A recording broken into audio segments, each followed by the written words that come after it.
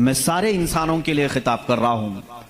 اس روئے زمین پر رہنے والا، چاہے وہ یہودی ہو، عیسائی ہو، ہندو ہو، سکھ ہو، جو بھی ہو، میں سب سے آج یہ بات کہنا چاہوں گا. دنیا کا ایک فارمولہ ہے کہ بغیر کسی کے بنائے کوئی چیز نہیں بنتی، خود سے کوئی چیز نہیں بنتی. تو یقیناً ہمیں بھی کسی نے بنایا ہی تو ہے. ہم چھوٹی سی چھوٹی چیز کو دیکھتے ہیں، ان کو کوئی بناتا ہے، خود سے کوئی چیز نہیں بنتی. سائنس کے اسٹوڈنٹس بھی ہوں گے ہمارے ساتھ، اور جو سائنس کو پڑھتے ہیں ان کی جو تھیوریاں ہیں سائنسدانوں کی، وہ کیا کہتے ہیں کائنات کیسے وجود میں آ گئی. وہ ملحد ہوں گے جو کہتے ہیں، بے دین لوگ ہوں گے جن کا کوئی دین ہی نہیں، جو کہتے ہیں کہ اچانک دنیا بن گئی اور اچانک ہی ختم ہو جائے گی. ایسا کیسے ہوگا؟ ایسا کیسے ہوگا؟ اچانک دنیا بن گئی اور اچانک ختم ہو گئی. کوئی نہیں ہے اس کے آگے پیچھے. میرے عزیزو، جو غور و فکر کرنے والے سائنسدان ہیں وہ بھی اب اس نتیجے پر پہنچے ہیں کہ دنیا میں ایک بہت بڑا دھماکہ ہوا تھا کئی ارب سال پہلے، کئی لاکھ سال پہلے، ان کے اعتبار سے، ان کے علم کے اعتبار سے، جس کو یہ بگ بینگ کہتے ہیں. بگ بینگ کیا چیز ہے؟ تو سائنسدان یہ کہتے ہیں کہ کئی سالوں تک اس روئے زمین پر صرف سمندر تھا، اور سمندر میں بھی جو گیس ہوتی تھی وہ سب ہائیڈروجن، اور صرف 99% ہائیڈروجن اور 1% صرف آکسیجن کا یہاں پر وجود تھا، جس کی وجہ سے کوئی دوسرا زندہ رہ نہیں سکتا تھا. یہ سائنسدانوں کی تحقیق ہے. اس کے بعد پھر انہوں نے یہ کہا کہ ایک دھماکہ ہوا اور سمندر سے، پانی سے ہر چیز بنتی چلی گئی، پانی سے بنتی چلی گئی. یہ 21ویں صدی میں بات کی جا رہی ہے، یہ بات 21ویں صدی میں کی جا رہی ہے. اور سائنس کے وجود کی تاریخ میں اگر آپ جائیں گے تو زیادہ سے زیادہ یہ 400 سال پہلے تک کی تاریخ ہوگی.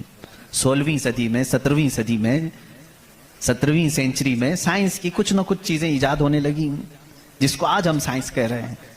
اور قرآن میں مولا فرماتا ہے وَجَعَلْنَا مِنَ الْمَاءِ كُلَّ شَيْءٍ حَيٍّ، ہم نے ہر چیز کو پانی سے بنایا ہے.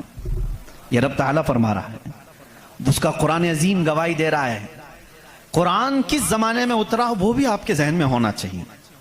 کس زمانے میں قرآن آیا ہے یہ بھی آپ کے ذہن میں اچھی طرح سے فٹ ہونا چاہیے، تاکہ اب سائنس کی تحقیقات اور اس زمانے کو میچ کر کے دیکھ سکیں آپ. قرآن اس زمانے میں آیا ہے جہاں یورپ میں لوگ جانوروں کے ساتھ رہتے تھے. امریکہ کا تو انکشاف بھی نہیں ہوا تھا، امریکہ نام کا کوئی ملک ہے یہ پتہ بھی نہیں تھا لوگوں کو. جتنی دنیا تھی اس میں سب سے زیادہ تہذیب والا ملک، تمدن والا ملک ایران تھا، عرب تھے، روم تھے. باقی سب تو بچھڑے ہوئے لوگ تھے.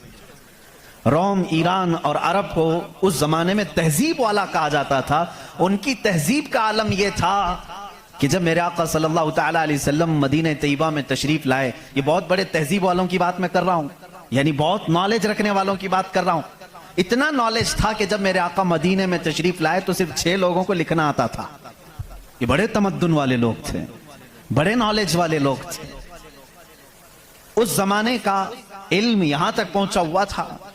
میرے عزیزو، باقی یورپ وغیرہ کا حال تو بہت ہی بدتر تھا. یہاں تک کہ آبادی کیسے بنائی جائے یہ سلیقہ اسلام نے بتایا ہے. روڈ تک بنانے کے طریقے، راستے کیسے بنتے ہیں یہ بھی کوئی علم نہیں تھا پہلے. لوگ ستارے دیکھتے تھے اور چلتے جاتے تھے.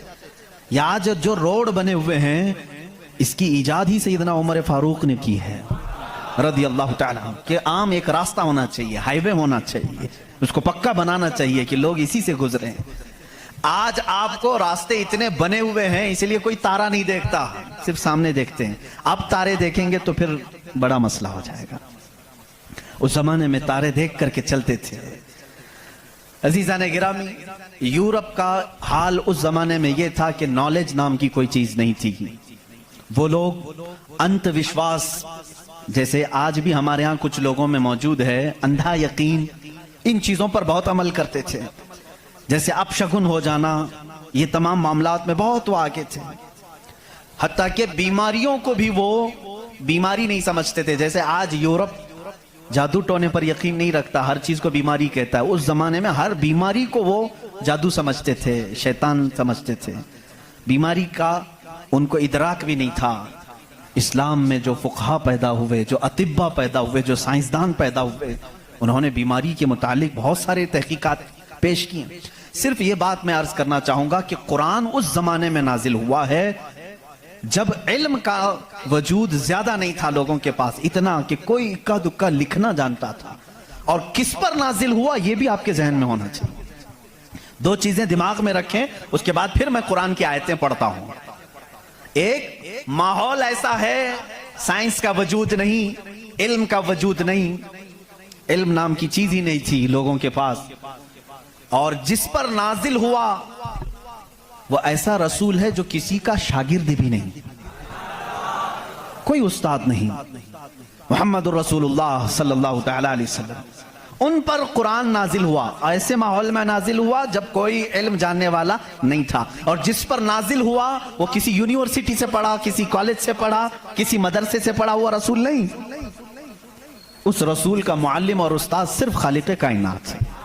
जिब्राइल अलैहिस्सलातु तस्लीम का भी सिर्फ इतना काम रहा है, जो रब ने हुक्म दिया उतना ही पहुंचा दिया।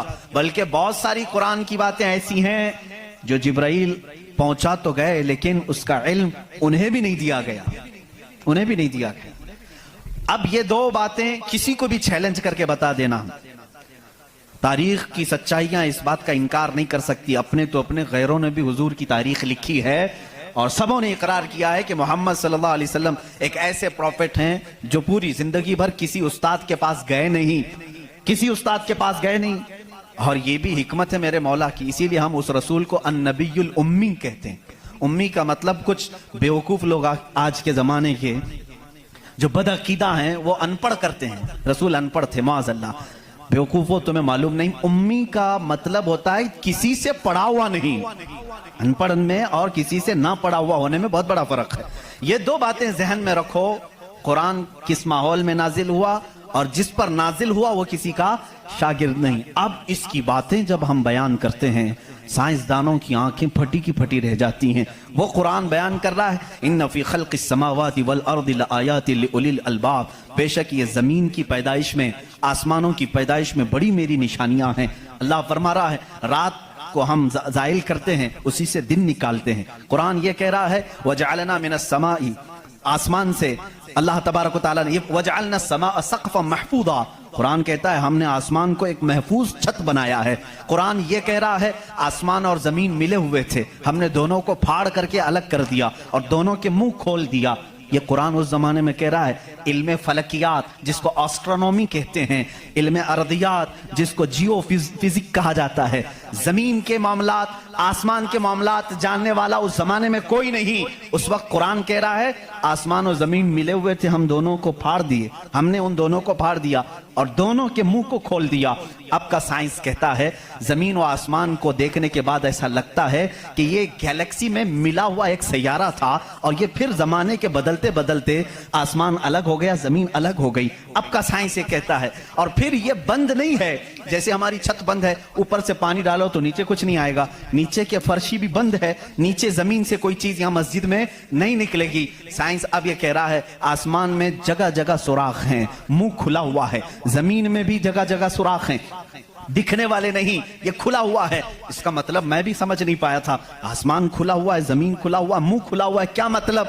कहा कि अल्लाह ताला जब चाहे आसमानों पर पानी डाले तो अपना मुंह खोलता है, बारिश बरसती है, और जमीन का मुंह खुला है। इसका मतलब ये है तुम जहां पर भी, जितनी गहराई में भी जमीन के बीज डालो, इसका मुंह खुला है, वो सीना फाड़ कर बाहर आता है। अगर जमीन बंद होती तो कोई चीज जमीन से बाहर नहीं निकलती, जमीन से कोई चीज बाहर निकलती है, इसका मतलब है कि इनके मुंह खुले हुए हैं। साइंस ने अब भी कहा कि आसमान का मुंह खुला हुआ है, जमीन का मुंह खुला हुआ है। कुरान किस माहौल में नाजिल हुआ है? जब साइंस का वजूद नहीं। हाँ, अगर तुम ये कहते शायद मोहम्मद सल्लल्लाहु तआला अलैहि वसल्लम बहुत बड़े किसी साइंसदान के शागिर्द होंगे, तो तुम्हारे तारीख लिखने वाले ही तुम्हारे चेहरे पर जन्नाटेदार थप्पड़ मारेंगे, इसलिए कि वो रसूल अपनी 63 साल जिंदगी में کبھی کسی کے شاگرد نہیں ہوئے، حتیٰ کہ سید الملائکہ کے بھی وہ شاگرد نہیں ہوئے۔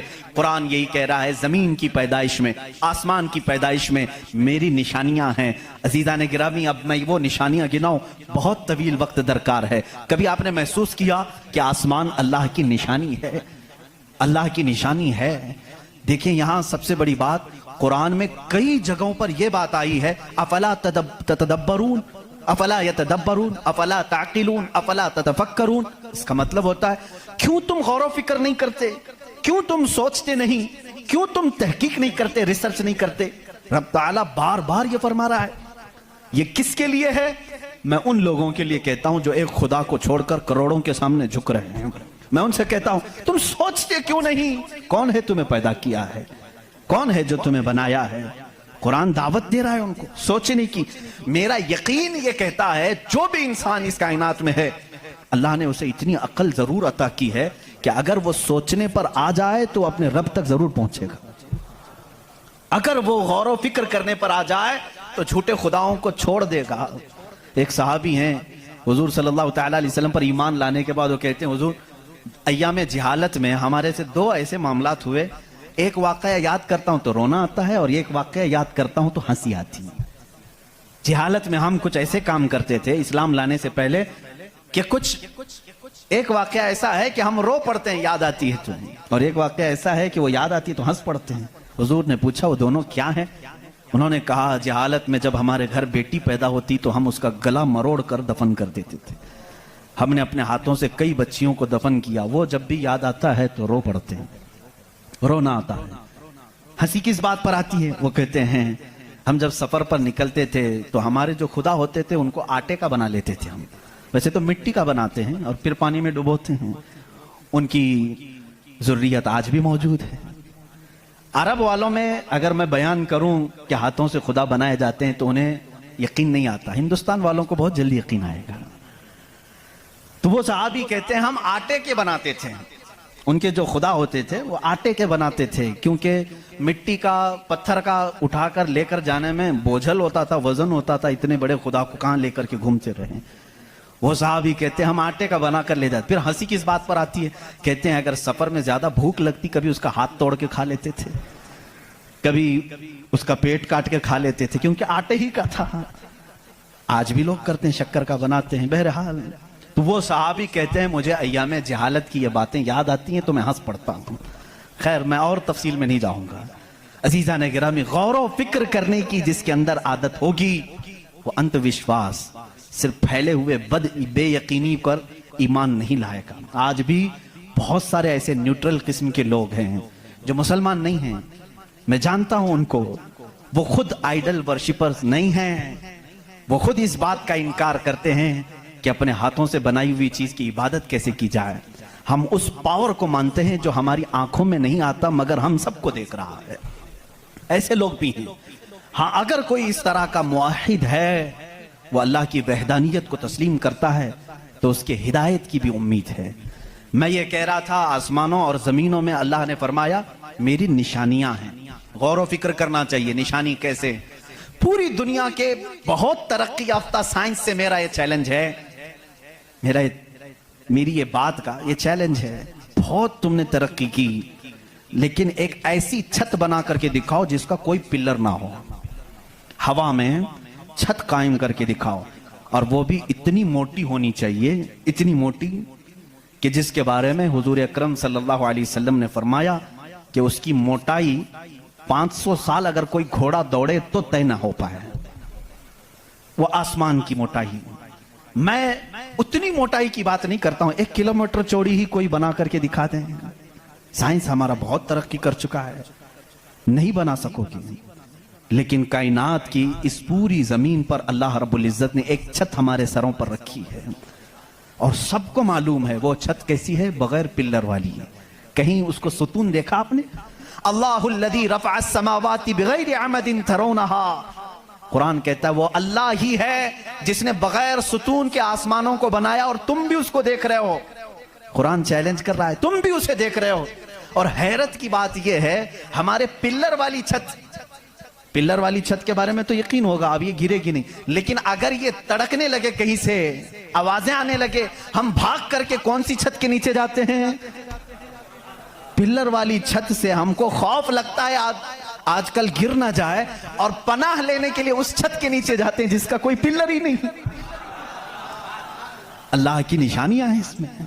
अल्लाह रब्बुल इज्जत फरमाता है, तुम देख रहे हो इन आसमानों को हमने कैसे कायम किया है। अब इसकी तहकीकात जो एस्ट्रोनॉमी पढ़े हुए हैं वो जानते होंगे, इल्म फलकियात उसको कहते हैं, आसमानों का इल्म, ये भी अभी सबको पूरा हासिल नहीं हो सका। जो हमारी नजरों में नजर आ रहा है ये तो धुआं है, बादल है। आसमान तक पहुंचने के लिए पता नहीं कितना सफर, और इसमें अल्लाह रब्बुल इज्जत ने सितारों के एक ऐसे झुरमुट को रखा है। आसमान कितना चौड़ा है, कितना लंबा है, गेस कर सकते हैं हम? कभी गेस करेंगे आप? मैं सिर्फ एक हिसाब बताता हूं। उस आसमान में अल्लाह ताला फरमाता है, कुल्लुन फी फलकिन यस्बहून। सूरज, चांद, जितने भी गैलेक्सी के स्टार्स हैं, तारे हैं, ये सब आसमान में तैर रहे हैं। अल्लाह फरमा रहा है सूरह यासीन की आयत से, ये सब आसमान में तैर रहे हैं, लटक रहे हैं। अच्छा, जिस पर लटक रहे हैं जाहिर सी बात है वो बड़ा होना चाहिए। अब वो कितना बड़ा होगा? वो छत की चादर कितनी बड़ी जिस पे सूरज भी लटक रहा है, चांद भी लटक रहा है। हमने साइज पूछा साइंसदानों से, साइज पूछा कि ये कितने बड़े बड़े हैं जो आसमान में लटक रहे हैं, तो उन्होंने कहा सबसे करीब जो हमारा सितारा है, सैयारा है, जमीन से जो सबसे करीब सैयारा है वो चांद है। और सूरज का क्या हाल है? कहा सूरज जमीन से 13 लाख गुना बड़ा है, 13 लाख गुना बड़ा। अब यहां हमारी अकलें शशदर हो जाती हैं, किसी के पास कैलकुलेटर भी नहीं, कितना हिसाब करें? 13 लाख गुना बड़ा जमीन से, हमारे तस्वुर में नहीं आता। वो कहां लटक रहा है? आसमान में। चांद इससे 50 गुना बड़ा है जमीन से, वो कहां है?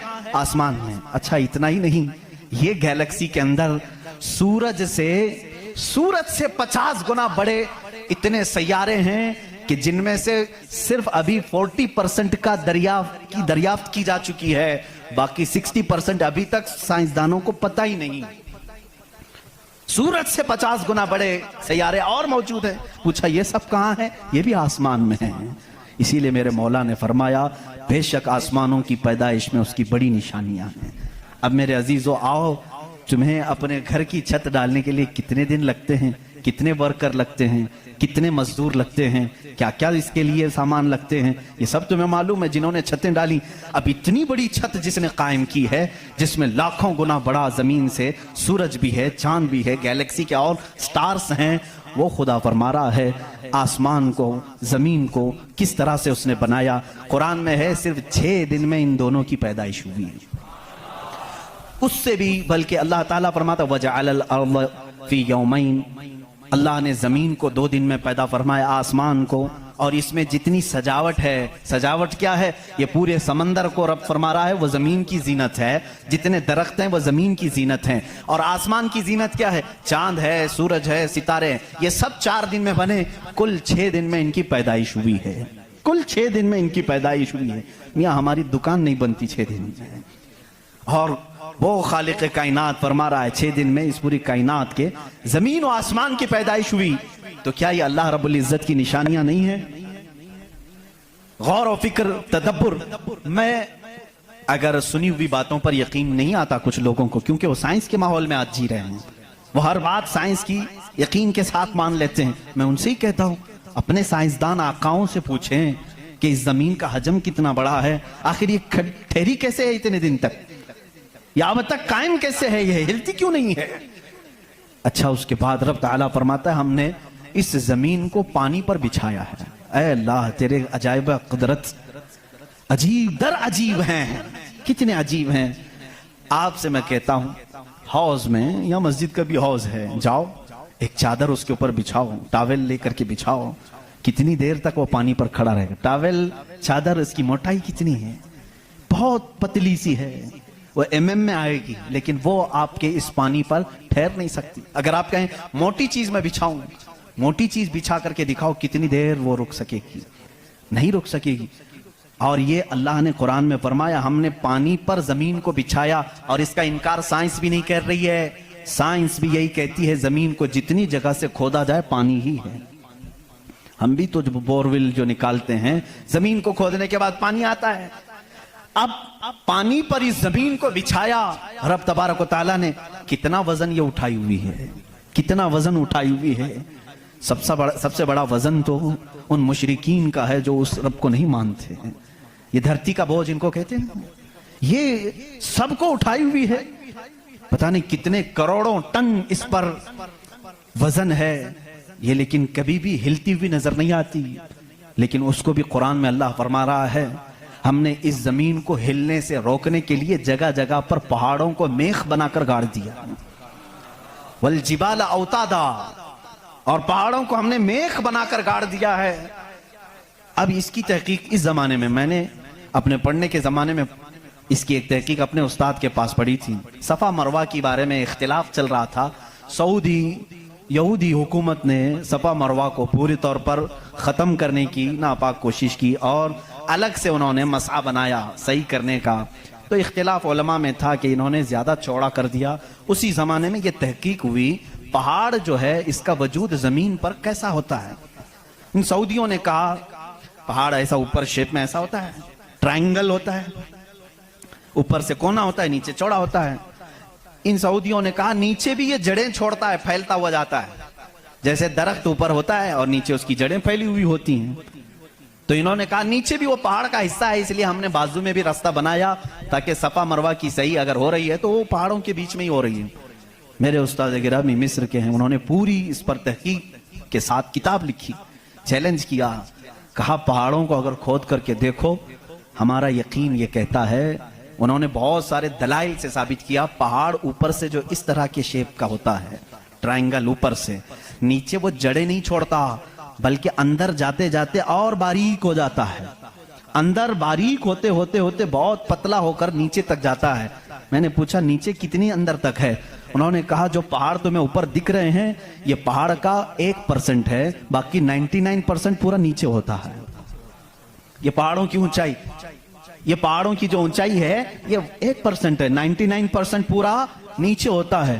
حیرت میں پڑ گئے, اتنا نیچے پہاڑ ہے. کہا یہی تو بات ہے, کیا تم دیوار میں جب میخ ٹھوکتے ہو تو اوپر کتنا دکھتا ہے اور اندر کتنا رہتا ہے؟ 2 انچ کا اگر ہم لے رہے ہیں میخ اور کیل تو اس کا منہ صرف اوپر تھوڑا سا, وہ بھی mm میں ہوگا, اور 2 انچ تک اندر وہ دیوار میں دھسا ہوا ہوگا. اور جب قرآن میں مولا نے فرمایا ہے زمین پر ہم نے پہاڑوں کو میخ بنا کر گاڑ دیا ہے, آج سائنس یہ کہہ رہا ہے کہ پہاڑ 9 گنا نیچے اندر تک موجود ہے. قرآن کس زمانے میں نازل ہوا؟ آسٹرونومی نہیں تھی, آسٹرولوجی نہیں تھی, زمین کے یہ جیو فزک نہیں تھے, آلہ جات نہیں تھے, تحقیق کے لیے مائکروسکوپ ٹیلیسکوپ کچھ نہیں تھا. اس زمانے میں قرآن زمین کے اندر کی بات بتا رہا ہے. یہ عظیم معجزہ ہے قرآن کا میرے عزیزو. اسی لیے قرآن کہتا ہے سوچتے کیوں نہیں, فکر کیوں نہیں کرتے؟ وہی ہے خالق کائنات جس نے اس پورے نظام کو بنا رکھا ہے. یہ اتنی نہیں ہے, یہ جو زمینوں میں نظر آ رہی ہیں ان کی تحقیقات کرتے کرتے کئی لوگوں کی زندگیاں ختم ہو گئی. کچھ چاند کی تحقیق پر چلے, کچھ سورج کی تحقیق پر چلے, کچھ زمین کی تحقیق پر چلے. انسانوں کو بھی اللہ نے یہ علم دیا ہے, یہ عقل دیا ہے.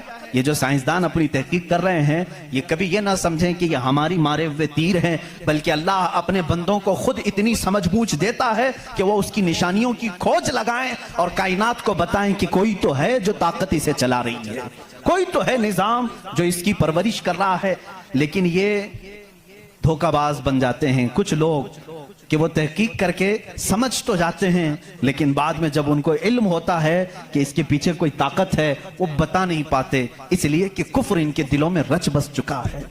آپ کو ایک اور سائنس کے اسٹوڈنٹس کے لیے بھی یہ بات ہے, آپ کو معلوم ہے یہ ستارے جو ہیں, سیارے ہیں, یہ اپنی عمر مکمل کر کے, ابھی ابھی کی بات ہے یہ, سائنس ایک بڑے سائنسدان نے اور ناسا کے لوگوں نے بھی جو خلا پہ جاتے ہیں اسپیس پہ, ان لوگوں نے یہ بات پیش کی کہ ستارے جتنے بھی ہیں گیلیکسی میں اس میں سے کچھ کی عمر ہزاروں سال کی ہوتی ہے, لاکھوں سال کی ہوتی ہے. جب ان کی عمر مکمل ہوتی ہے تو یہ ایک جگہ جا کر کے ٹوٹ جاتے ہیں, داخل ہو جاتے ہیں, جن کو بلیک ہول کہا جاتا ہے.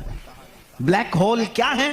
سائنسدان کہتے ہیں اس کی تحقیق ابھی تک نہیں ہو سکی. ایک بہت بڑا سوراخ ہے, بہت بڑا سوراخ جت میں یہ ستارے جا کر کے ختم ہو جاتے ہیں، ان کی زندگی یہاں ختم ہوتی ہے۔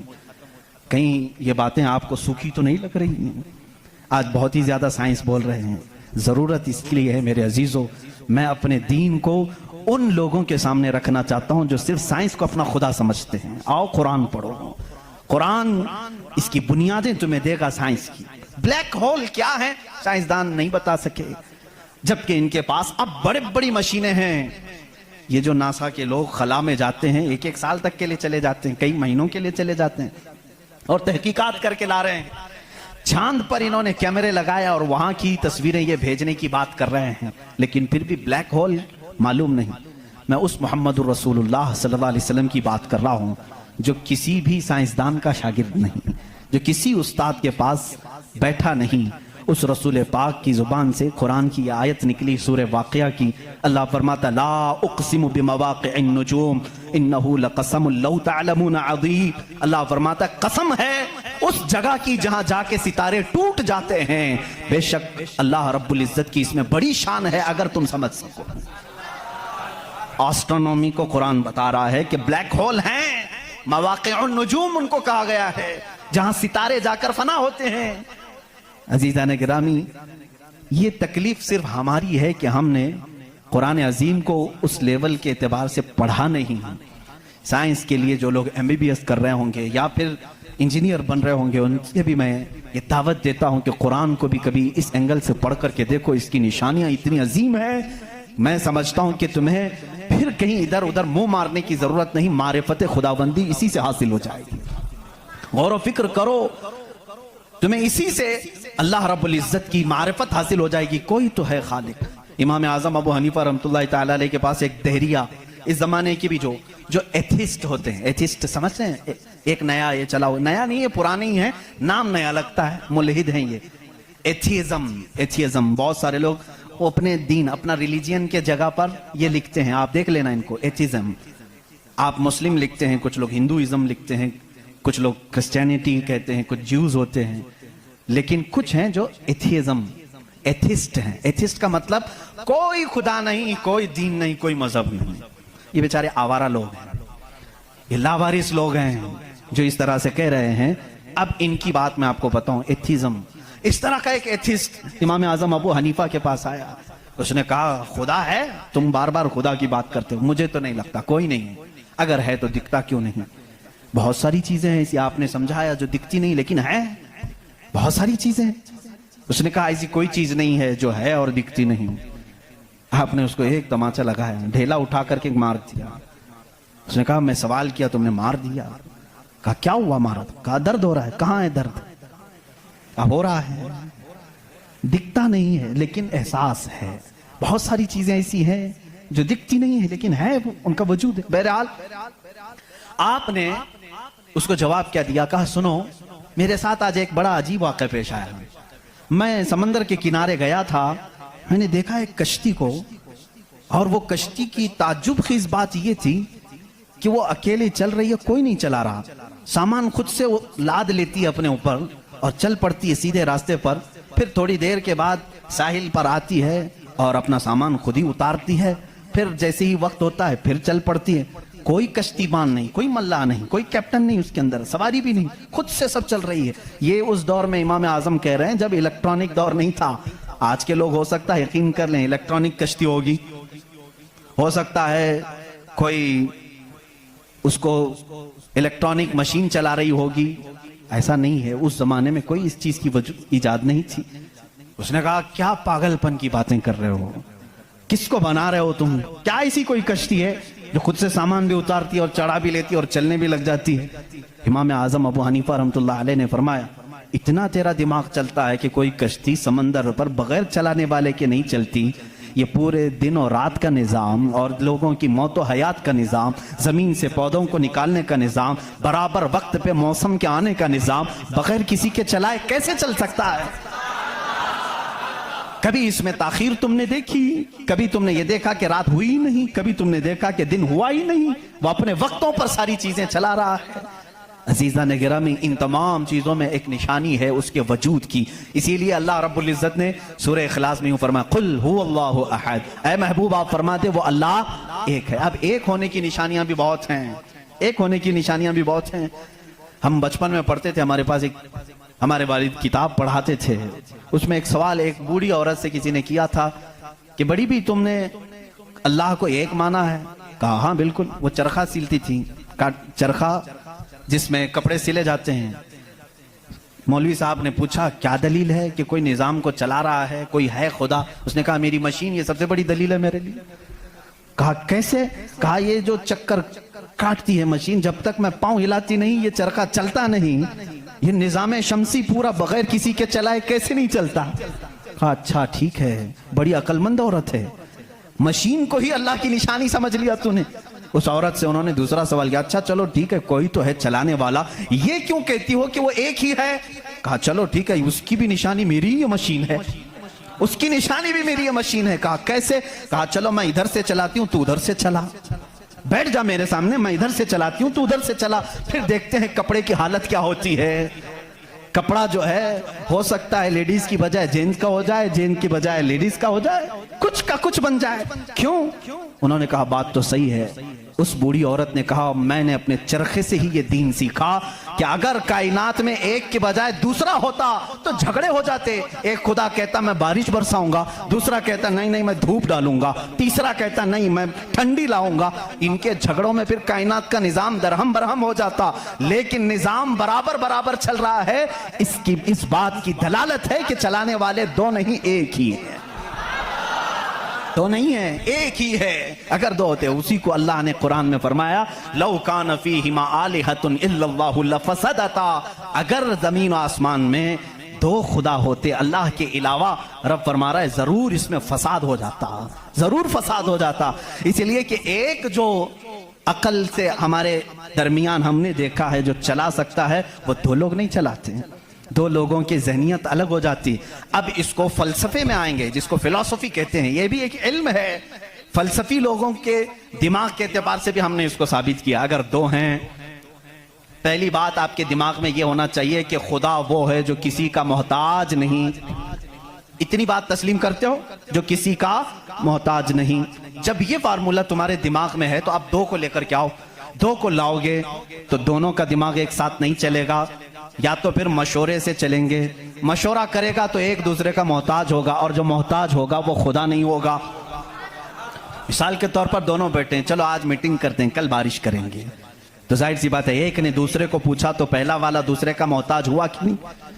اب خدا کے بارے میں ہمارا تصور یہ ہے وہ اپنے کاموں میں کسی کی شراکت نہیں چاہتا، کوئی شریک نہیں ہے اس کا.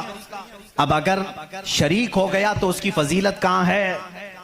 ایک ہونے میں جو فضیلت ہے وہ دو میں ہے نہیں. ایک ہونے میں جو فضیلت ہے وہ دو میں ہے نہیں. اسی لیے ہم لاکھوں کروڑوں کے سامنے سر جھکانے والوں سے کہتے ہیں مان لو ایک ہی کو تسلیم کرو. اس لیے کہ جتنے ادیان ہیں دنیا میں تقریباً سب کے ہاں ایک تصور ہے خدا کا تصور. ایتھیزم کو چھوڑ کر کے میں باقی سب کی بات کروں، ہندوؤں کے نظریات میں بھی خدا کا تصور ہے، کوئی تو ہے، ایک بھگوان کے کچھ بھی نام لیں. عیسائیوں کے مذہب میں یہی ہمارے رب ذوالجلال کا تصور ہے، خدا کا وہ بھی یقین کرتے ہیں. یہودی بھی خدا کو مانتے ہیں، سکھوں کے ہاں بھی ہے. تقریباً دنیا میں جو بھی ریلیجیس ہے، کسی مذہب کو مانتا ہے، ان سب مذہبوں میں خدا کا تصور ہے. لیکن اب یہ جھگڑا ہے کہ ماننے میں کون خدا ہے کون نہیں ہے.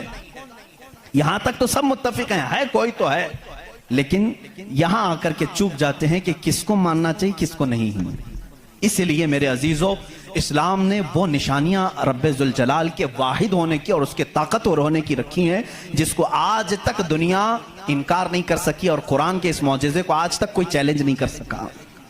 میں سائنسدانوں سے بھی کہتا ہوں، آپ کو ایک بات یہ بھی میں بتا دوں، ابھی 18ویں صدی کی بات ہے. 18ویں صدی میں امریکہ کا سفر کرنے والے ایک سائنسدان نے ایک نئی چیز کا انکشاف کیا. اٹلانٹک اوشین میں یا سمندر کے ایک حصے میں ایک ایسی جگہ ہے جو بالکل ہی ڈارک ہے، ڈارک سپیس اس کو کہتے ہیں، یعنی وہاں روشنی بالکل نہیں. सूरज की एक किरण भी वहां नहीं आती, इतना वहां पर, इतनी वहां तारीकी है। ये कब? 18वीं सदी में, यानी आज से 200 साल पहले की बात है। उसने इंकिशाफ किया, दुनिया को बताया, मैंने एक ऐसी जगह देखी, बहुत ही डार्क है, बहुत अंधेरा है। वो जब वापस आया तो उलमाए रब्बानीयीन ने सूरह नूर की कुरानी आयतें पढ़ी। अल्लाह फरमाता है कि इज़ा अखरज यदहु लम यकद यराह व मन लम यजअलिल्लाहु लहू नूरन फमा लहू मिन नूर। अल्लाह फरमाता है हमने कायनात में एक ऐसी जगह रखी है कि उस पे अंधेरियों पर अंधेरियां हैं, अगर तुम हाथ भी निकालोगे तो हाथ भी नजर नहीं आएगा, हाथ भी नजर नहीं आएगा। ये कहां का? ये इल्मुल बहर जिसको कहते हैं, समंदरों का इल्म रखने वाला, जो पूरी जिंदगी समंदरों की खोज में लगा दिया, वो ला करके बताया। उसने सोचा मैं बहुत बड़ा तीर मारा हूं, लेकिन जब बताया कुरान पढ़ने वालों ने कि ये तो कुरान में है, अल्लाह फरमा रहा है एक डार्क स्पेस है कायनात में जहां तुम हाथ भी निकालोगे तो नहीं नजर आएगा, इतना डार्क है। वो सटपटा गया, परेशान हुआ, मैं इसकी तहकीक करूंगा, ये कुरान में आई कैसे बात? सबसे पहला दुनिया का मैं इंकिशाफ करने वाला हूं, मैं इसको सबको बताने वाला पहला फर्स्ट आदमी मैं हूं, ये पहले से कहां से आ गई कुरान? फिर वही दो बातें मैं बताता हूं मेरे अजीजों। उसको भी यही झटका लगा कि ये कुरान उस जमाने में नाजिल हुआ जब साइंस का वजूद नहीं था, और उस पर नाजिल हुआ जिसको दुनिया में किसी ने सिखाया नहीं था। बाद में फिर उसने ये सोचा शायद हो सकता है प्रॉफेट मोहम्मद सल्लल्लाहु अलैहि वसल्लम समंदरों का सफर बहुत करते होंगे, उनके समंदरों के सफर में शायद कभी ये जगह आ गई होगी, इसलिए उन्होंने अपने मन से कुरान में ये लिख दिया होगा। उसने ये नतीजा निकाला। लेकिन दूसरे ही दिन उसे फिर बड़ा झटका ये लगा कि जब सीरत मुस्तफ़ा पढ़ा उसने, अल्लाह अकबर, हुजूर की 63 साला जिंदगी में आपने एक मर्तबा भी समंदर का सफर किया ही नहीं। ये बहुत बड़ा झटका लगा कि वो मोहम्मद सल्लल्लाहु अलैहि वसल्लम कभी पूरी जिंदगी में समंदर का सफर किए ही नहीं। मेरे अजीजों, इस बात में गलत फहमी में ना आना कि वह समंदरों को नहीं जानते थे। वो मेराज का सफर करने वाला रसूल समंदरों को जरूर जानता है, लेकिन ये हिकमत इलाही थी कि कभी समंदर के सफर करने का इत्तेफाक नहीं हुआ। अब उसे झटके भर झटका ये लगा जो कभी समंदर को गया ही नहीं, वो अगर अटलांटिक ओशियन में मौजूद डार्क स्पेस को बताता है तो जरूर वो अपने पेट से नहीं बता रहा है, वही उसको बताया होगा जिसने डार्क स्पेस बनाया है। यही अल्लाह रब्बुल इज्जत के वहदानियत की निशानियां हैं, उसके वजूद की निशानियां हैं।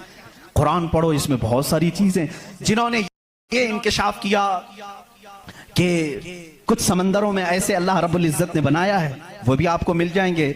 दो समंदर मिलते हैं और दोनों का रंग अलग है, एक समंदर नीला है, एक समंदर पीला है, दोनों का टेस्ट भी अलग है, इधर का मीठा इधर का खारा नमकीन है, लेकिन वो बहुत दूर तक मिलते हुए जाते हैं। लेकिन इसका पानी उसमें नहीं आता, उसका पानी इसमें नहीं आता। क्यों नहीं आता?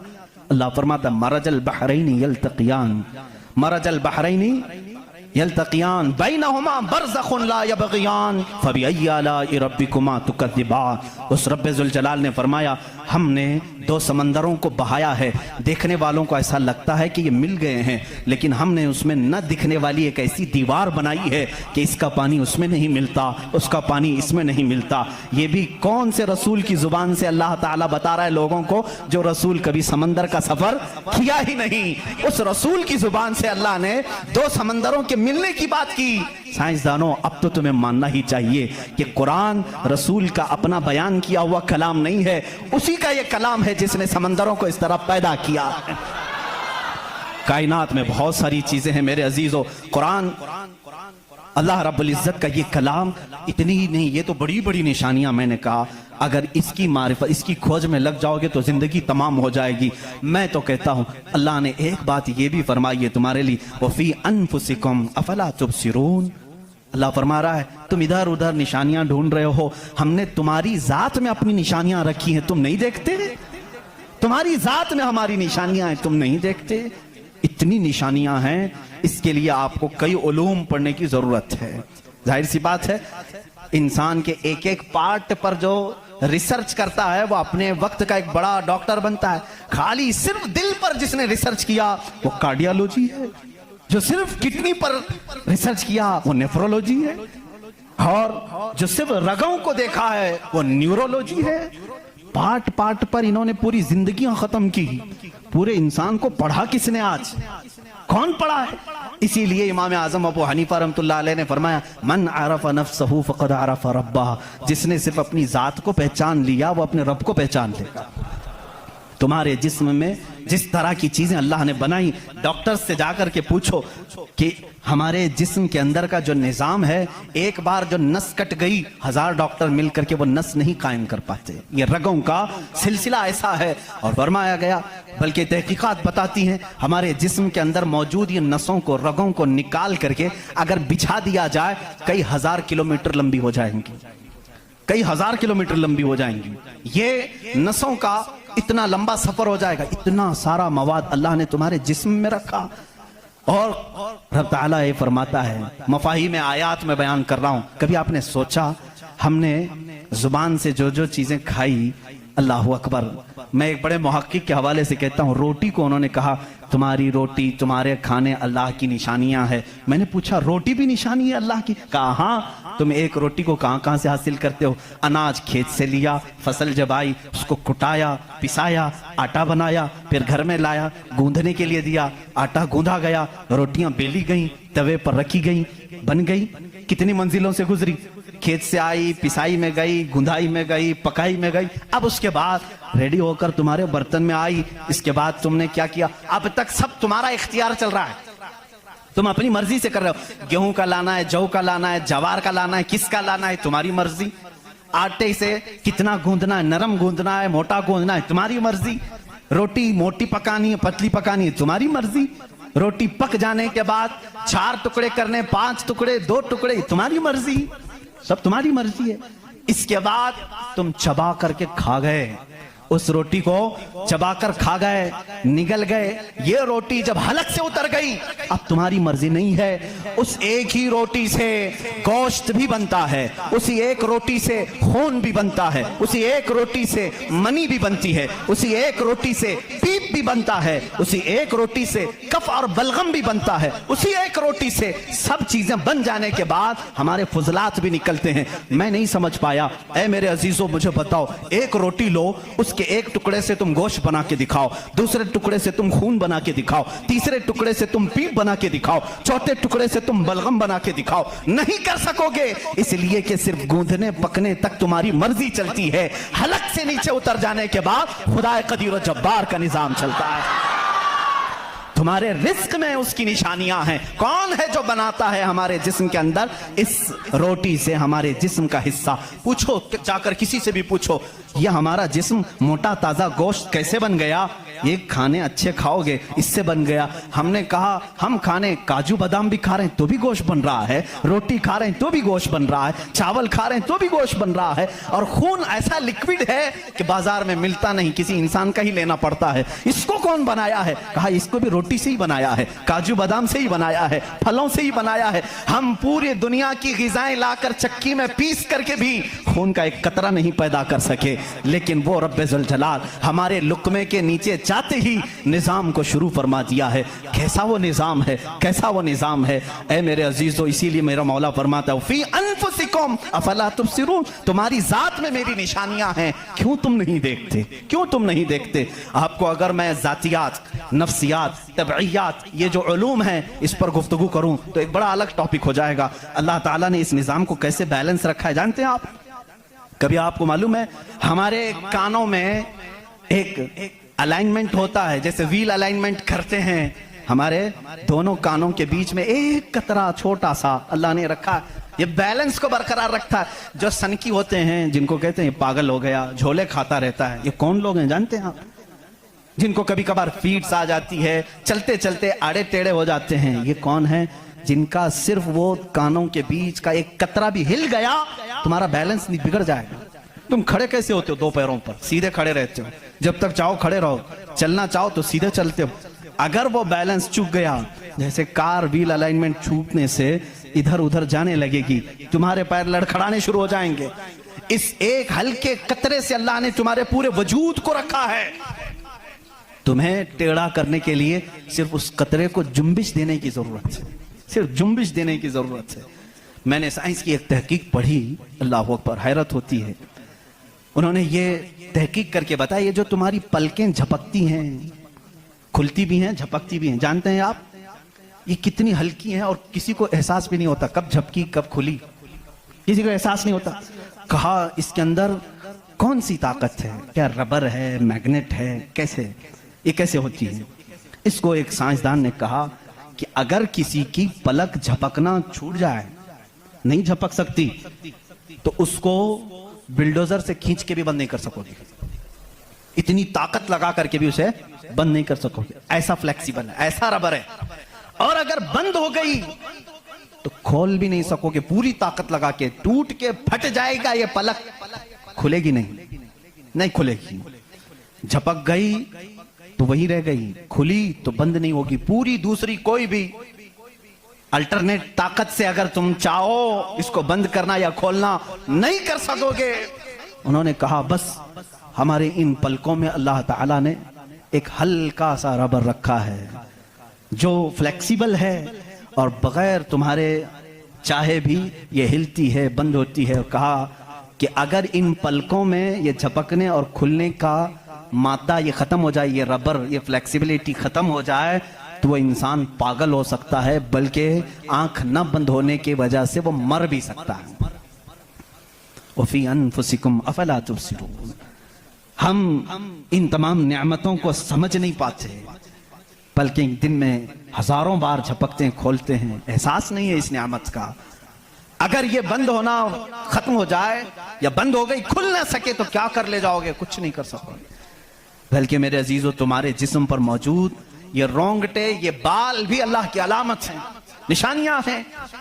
جانتے ہو بال سب ایک ہی طرح کے ہیں، لیکن ابھی 2 ہی دن قبل میں پڑھ رہا تھا، ذہن کیا ہے جاتا نہیں ان چیزوں کی طرف، کیونکہ معمول پہ چل رہے ہوتے ہیں۔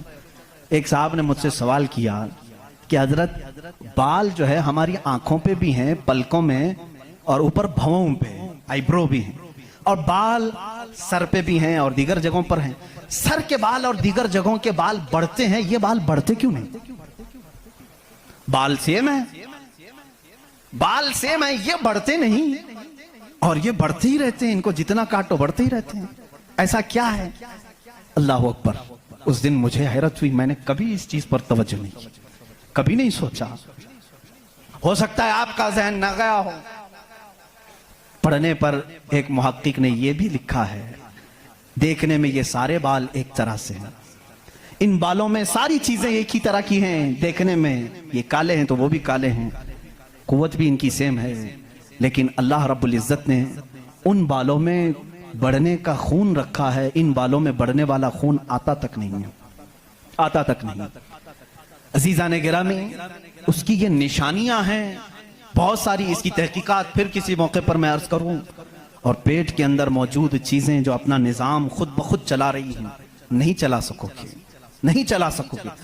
دل جتنی مرتبہ یہ دھڑکتا ہے، اس کے اندر جو پریشر ہے، کہا گیا ہے یہ جو خون کو دبا کر کے جسم میں پھیلاتا ہے، اس کے متعلق سائنس یہ کہتا ہے اتنا پریشر ہے کہ دنیا میں کسی فوارے پہ، کسی فاؤنٹین میں اتنا پریشر نہیں ہوگا جتنا دل میں پریشر ہے، اور یہ اتنی تیزی سے ایک بار پمپ کرتا ہے کہ خون پورے جسم میں ناخن تک آ جاتا ہے۔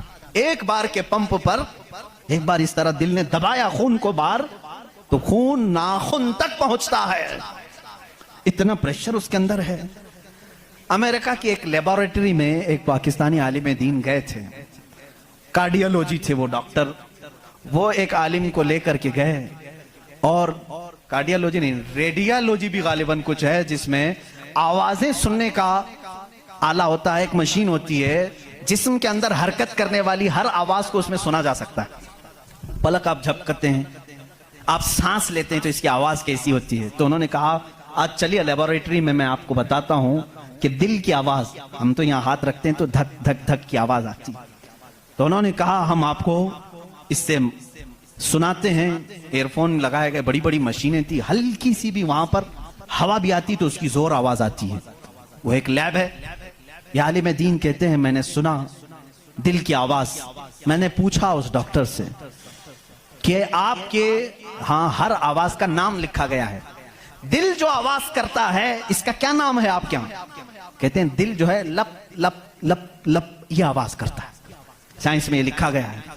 وہ مسکرا ہے، کہا تھوڑی سی خطا ہو گئی، बल्कि दिल कहता है रब रब रब रब। हर इंसान का दिल जो धड़कने की आवाज आती है मशीनों से उन्होंने खुद सुना। हाँ, हो सकता है कुछ तोतले लोग होते हैं रा को ला कह जाते हैं, हो सकता है तुम्हें लप लप लप सुनाई दिया हो, मगर मेरा ईमान ये कहता है हर दिल रब रब रब ही कहता है। जो उसको धड़कन दिया है अगर वो दिल उसे याद ना करे, अजीजा ने गिरामी, कायनात की बहुत सारी चीजें उसकी निशानियां हैं, समंदरों में उसकी निशानियां हैं। आपको मालूम है समंदरों का इल्मुल बहर जिनको मालूम है, जो गौते लगाते हैं, वो कहते हैं जमीन पर जितनी मखलूकात है इसके 10 गुना ज्यादा मखलूकात समंदरों में मौजूद है। समंदरों में यहाँ जितने कीड़े देख रहे हो, कितने मकोड़े देख रहे हो, यहाँ जितने किस्म की मखलूकात आप देख रहे हैं, इसके 10 गुना ज्यादा मखलूकात समंदरों के अंदर है। कौन है जो उनके रिस्क का इंतजाम करता है? कौन है इनकी परवरिश पर? समंदरों का इल्म अलग है। कहते हैं हम अंदर जाते हैं तो उसके अंदर इतनी चीजें कि हर बार नई चीजें दिखती हैं। और उन्होंने कहा कि कई लाख किस्म की मछलियां गिन ली गई, लेकिन हर बार गोता लगाते हैं तो फिर नए रंग की मछली नजर आती है। इनको रंग देता कौन है उसके अंदर? अजीजा ने गिरामी, समंदरों के इल्म में लोगों ने कहा इसकी गहराइयों में क्या क्या मौजूद है। कुछ बातें तो अकल तस्लीम करती हैं, जैसे आपको मैंने कहा समंदर में मछलियां हैं, अंदर पेड़ पौधे भी हैं, आप सब तस्लीम करेंगे, होते होंगे, मखलूकात हैं, हाँ होते होंगे, सब होते होंगे। लेकिन एक कुरान के फरामीन तफासिर में यह कहा गया है समंदर के अंदर आग भी है। आप कहां से तस्लीम करोगे? समंदर के अंदर आग है, कैसे तस्लीम करोगे?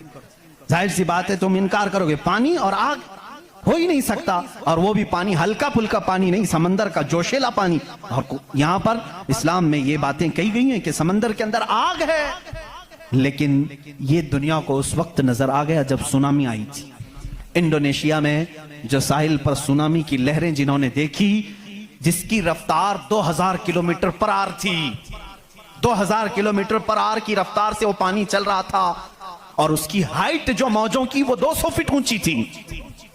200 फीट ऊंची लहरें 1000 किलोमीटर पर आर की रफ्तार से जब जा रही थी, तो मुशाहिदा करने वालों ने कहा जब वो लहरें चलती थी तो पीछे आग के शोले निकलते थे, समंदर में आग के शोले निकलते थे। आज साइंस इस बात को तस्लीम कर चुका है, समंदर में कई ऐसे पहाड़ हैं जो आतिशफिशा हैं, जिनको वोल्केनो कहा जाता है। आग उगलने वाले पहाड़ हैं, आग उगलने वाले पहाड़ हैं।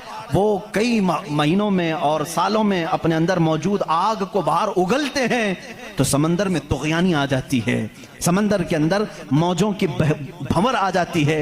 ये तमाम चीजें आज साइंस कह रहा है, मेरा मौला कुरान में इस चीज को बयान फरमा रहा है। जबकि फिर मैं आपको बता रहा हूं, कुरान उस माहौल में उतरा जब साइंस नहीं था, और उस रसूल पर उतरा जो समंदरों का सफर नहीं किया था। अल्लाह तबारक व तआला ने पहाड़ों के इल्म के मुतालिक कुरान में बयान फरमाया, सितारों के इल्म के मुतालिक, समंदरों के इल्म के मुतालिक, जमीन का ये जियोफिजिक हो, एस्ट्रोनॉमी हो, सितारों का एस्ट्रोलॉजी हो, इल्मुल फलकियात हो, उसके बाद नबातात, ये पेड़ पौधों के इल्म के लिए भी कुरान मौजूद है। अल्लाह रब्बुल इज़्ज़त इनके मुतालिक भी फरमा रहा है, इनके जोड़ बनाए गए। आज दुनिया ये कह रही है कि एक पेड़ को दूसरे पेड़ से लगाते हैं तो फल अच्छे आते हैं, फल अच्छा आते हैं। ये हदीस पाक में मिलता है। मदीने तैयबा में कलमी करते थे सहाबा उस वक्त खजूरों की। अजीजा ने गिरामी, पेड़ पौधों की जब तहकीकात होती हैं तो अब इस पर भी साइंस हैरान है कि हमने फूलों को देखा, ये फूल जब खिलते हैं तो इसमें अचानक आकर के पेंट कौन कर जाता है, ये रंग कौन डालता है? हमने दरख्तों को हरा ही देखा है, हरे ही होते हैं, लेकिन जब फूल निकलते हैं तो ये रंग आता कहां से है? उसकी तहकीक करते करते डालियों को लोगों ने चीर दिया, पत्तों को फाड़ दिया, लेकिन फूल का रंग पूरे दरख्त में कहीं नहीं पाया, कहीं नहीं पाया। इन पौधों को और इन फूलों को कौन रंग देता है? बल्कि हद तो यह है मेरे अजीजों, उसकी सबसे बड़ी चीज ये निशानियों में से ये भी है कि पेड़ पौधों को तुम लहलहाते हुए आज देखते हो, इनकी पैदाइश पर क्या तुमने गौर व फिक्र नहीं किया? ये कैसे पैदा होते हैं, कैसे निकलते हैं?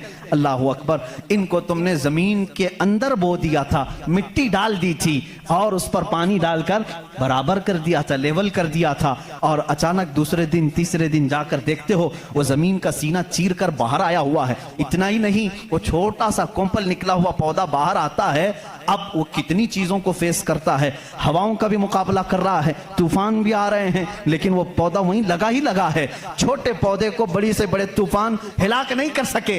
کون ہے وہ ہلکے پودے کی حفاظت کر رہا ہے. بڑی بڑی ہواؤں سے وہ بڑی بڑی طاقتوں کو اڑا لے جانے والی ہوائیں آتی ہیں لیکن ہلکے پودے کی حفاظت ہو رہی ہوتی ہے. وہ فصلیں لانے تک کون ہے ان کی حفاظت کرتا ہے. قرآن میں 20ویں پارے کی شروع کی آیتیں پڑھو گے آپ کا یقین تازہ ہو جائے گا. امن خلق السماوات والارض وانزل لكم من السماء ماء فانبتنا به حدائق ذات بهجا ما لكم ان تنبتوا شجرها االہ مع اللہ. کیا اللہ کے سوا کوئی ہے؟ اللہ فرماتا کون ہے جس نے زمین کو تمہارے لیے قرار بنایا؟ کون ہے جو زمین کو پھاڑ کر کے اس میں نہریں بنایا؟ کون ہے جو تمہارے لیے آسمانوں کو چھت بنایا؟ کون ہے جو اس میں سے تمہیں رنگ برنگے پودے نکالتا ہے؟ کیا اللہ کے سوا کوئی ہے؟ اِلَٰهٌ مَّعَ اللَّهِ. اس طرح کی 5 آیتیں جس میں سوال ہے اِلَٰهٌ مَّعَ اللَّهِ, کیا اللہ کے سوا کوئی ہے؟ اب میرے عزیزو, میں نے آسمانوں کی بات کی, زمینوں کی بات کی, گیلیکسی کی بات کی, پیڑ پودوں کی بات کی, سمندروں کی بات کی, بلکہ میں نے تمہارے ذات کی بھی بات کی. تمہارے جسم میں موجود ہر عضو, ہر پارٹ اللہ کی نشانی ہے, اللہ کی نشانی ہے. تم میں سے کوئی بھی ایک عضو دوسرا ڈپلیکیٹ بنا نہیں سکتا. بنے گا تو صاف نظر بھی آئے گا. آنکھ چاہے تو بکرے کی لگا لو لیکن دکھائی کچھ بھی نہیں دے گا. اس آنکھ کے اندر جو چیز موجود ہے وہ دوسرا اس کی کاپی کر نہیں سکتا. روبوٹ تو بہت بنا لیے لیکن جینے والا, فیلنگ رکھنے والا انسان دوسرا تخلیق نہیں کیا جا سکا. بلکہ وہ قرآن میں اللہ چیلنج کر رہا ہے, تم تو انسانوں کے ابھی یہ کہہ رہے ہیں کہ جنین بنائے جا رہے ہیں, یعنی ہم ڈپلیکیٹ انسان بنانے کی کوشش کر رہے ہیں. یہودی اس پر ریسرچ کر رہے ہیں لیکن مولا تو فرما رہا ہے کہ یہ ایک مکھی بھی بنا نہیں سکیں گے. 17ویں پارے کا آخری صفحہ ہے جس میں رب تبارک و تعالیٰ فرماتا ہے کہ لن يخلقوا ذبابا ولو اجتمعوا له, یہ سارے کے سارے مل کر کے ایک مکھی نہیں بنا سکیں گے. ضعف الطالب والمطلوب, یہ کتنے ہی کمزور قسم کے لوگ ہیں جو دوسری تخلیق کی بات کر رہے ہیں. اسی لیے میرے عزیز ہو, جب کوئی بنا نہیں سکتا اسی لیے اسلام نے کہا اپنے ہاتھوں سے بھی کوئی جسم نہ بناؤ, اس لیے کہ تم خدا بننے کی کوشش کر رہے ہو.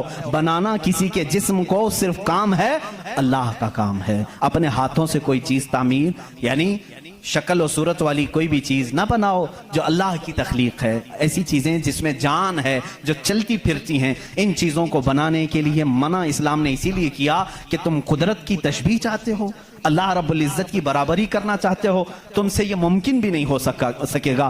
دیکھتے ہو آج ہمارے ہاں ناٹک ہے, ہمارے ہاں لوگوں کا انت وشواس ہم دیکھ رہے ہیں. بے وقوفی کی حد ہو گئی, حد ہو گئی آج بھی کہ لوگ اپنے ہاتھوں سے جس کو بنائیں. میں آپ کو بناؤں, خدا کون ہے, تمہارا یقین کیا ہونا چاہیے اور دنیا کیا چاہتی ہے. میں سب کو کھلے عام میسج دے رہا ہوں, سب کے لیے. کچھ لوگ یہ سمجھتے ہیں ہم کو خدا بنانا پڑے گا, پیسے لانا پڑے گا, بنا نہیں سکتے تو مارکیٹ میں جانا پڑے گا, لال پیلا کالا نیلا خدا خرید کر کے لانا پڑے گا, اور اس کے ہاتھ بھی ہوں گے, 4 ہوں گے کہ 5 ہوں گے کہ 6 ہوں گے, ایسے ہاتھوں والا ہم کو لانا پڑے گا. کیسے؟ ارے وہ خدا چل کے بھی نہیں آئے گا, اس کو اٹھا کر کے لانا پڑے گا. بیٹھے گا خود نہیں, بٹھانا پڑے گا. سوئے گا خود نہیں, سلانا پڑے گا. اور اٹھے گا بھی خود نہیں, اٹھانا پڑے گا. اور اسے وہ ڈوبے گا بھی خود نہیں, ڈبانا پڑے گا. ٹوٹے گا بھی خود نہیں, توڑنا پڑے گا. کھائے گا کچھ نہیں, اسے زبردستی کھلانا پڑے گا. لوگوں کو دکھانے کے لیے. لوگوں نے اگر اپنے دماغ سے اس کو خدا سمجھا ہے تو میں کہتا ہوں مسلمان کا عقیدہ یہ ہے, میں مجبور ہوں, میں اگر نہیں سو سکتا تو وہ سلاتا ہے, میں اگر اٹھ نہیں سکتا تو وہ اٹھاتا ہے. میں خدا کو اٹھاتا نہیں, میں خدا کو بٹھاتا نہیں, بلکہ میرا عقیدہ یہ ہے خدا مجھے بٹھاتا ہے, خدا مجھے چلاتا ہے, خدا مجھے سلاتا ہے, خدا مجھے کھلاتا ہے, خدا مجھے پلاتا ہے. جب مجھے بھوک لگے تو وہ کھلاتا ہے, جب میں ننگا ہوں تو وہ پہناتا ہے, جب میری جان چلی جائے تو وہ میرا حساب کرتا ہے. ہم اس خدا کی تسلیم, اس خدا کا عقیدہ رکھتے ہیں کہ ہم محتاج ہیں, وہ مالک و مختار ہے. عقیدہ یہ ہو, عقیدہ یہ ہو, اپنے ہاتھوں سے بنائی ہوئی چیز کو, ارے تمہیں تو فخر کرنا چاہیے. اے آج تو خدا بنا بیٹھا ہے, اسے اس کو فخر سے دیکھو, کہو ارے تو کیا خدا ہے, میں ہی تو بنایا ہوں تجھے. कभी बनाने वाला ये कह सकता है ना। और कोई आकर के, सारे लोग इबादत कर रहे हो, कोई आकर के सामने कह दिया सारे भक्तों के पास कि तुम इसको खुदा कह रहे हो, मैं तो लातों से गूंद के बनाया था इसको, मैं तो अपने हाथों से इसको बनाया, तो इज्जत क्या रहेगी। इसीलिए आपने देखा इस्लाम का अकीदा वहदानियत ये है, अकीदा खुदा ये है कि हमने आज तक करोड़ों मस्जिदें हैं, कभी हमने खुदा की जिस्म तो दूर की बात है, कोई शक्ल और तस्वीर भी मस्जिदों में नहीं रखी। क्यों? इसलिए कि अगर तस्वीर लगेगी कहीं खुदा की तो हम उसको खुदा तस्लीम ही नहीं करते, क्योंकि खुदा वो है जो किसी की आंख में आ नहीं सकता, और अगर किसी की आंख में आ गया तो वो खुदा हो नहीं सकता। जो आंख में आ गया वो खुदा हो नहीं सकता। सिर्फ और सिर्फ दुनिया में इस्लाम वो है जो बगैर देखे उसकी बारगाह में झुक जाता है। दुनिया सामने देख करके झुकती है और मोमिन बगैर देखे उसके सामने झुकता है। यही तुम्हारी सबसे बड़ी सिफत है ईमान वालों, जो कुरान कहता है युमिनून बिल गैब, ये वो बंदे हैं जो गैब पर ईमान लाते हैं। अब यहाँ आखिरी बात मैं करने आता हूँ, मेरा वक्त तवील हो गया। ऐ मौला तेरी निशानियां बहुत हैं, आसमान तूने बनाया, जमीन तूने बनाया, सितारे तेरे हैं, समंदरों का इल्म तूने इंसानों को दिया, सब कुछ तूने बनाया, लेकिन मेरा अकीदा, मेरा विजदान ये कहता है एक कायनात में सबसे बड़ी अगर कोई निशानी है तो वह मोहम्मद रसूलुल्लाह की जात है। फिर भी इसीलिए कहा मक्का के वो कुफार पूरी कायनात के सबसे बड़े काफिर हैं कि अल्लाह की सबसे बड़ी निशानी को देख करके भी ईमान नहीं ला सके, इसलिए कि वो रसूल ही बजाते खुद अल्लाह की एक ऐसी निशानी है। चेहरा व दुहा है, जुल्फें व लैल है, और दस्ते मुबारका और गले का नरम व नाजुक अंदाज ये है कि इंसान देख करके हैरत में रह जाता था। मुस्तफ़ा करीम सल्लल्लाहु अलैहि वसल्लम की ज़ात पर जब मैं गुफ्तगू करूंगा इंशाअल्लाह ये बताऊंगा मेरे अजीजों कि कायनात में सबसे बड़ी निशानी मेरे नबी की जात है, मेरे आका की जात है। और ये भी आपको तस्लीम करना पड़ेगा, आज हम जो झुक रहे हैं मस्जिदों में बगैर खुदा को देखे हुए, किसने बताया कि खुदा है? अगर वो मोहम्मद ना होते तो हमको खुदा का इदराक भी ना होता।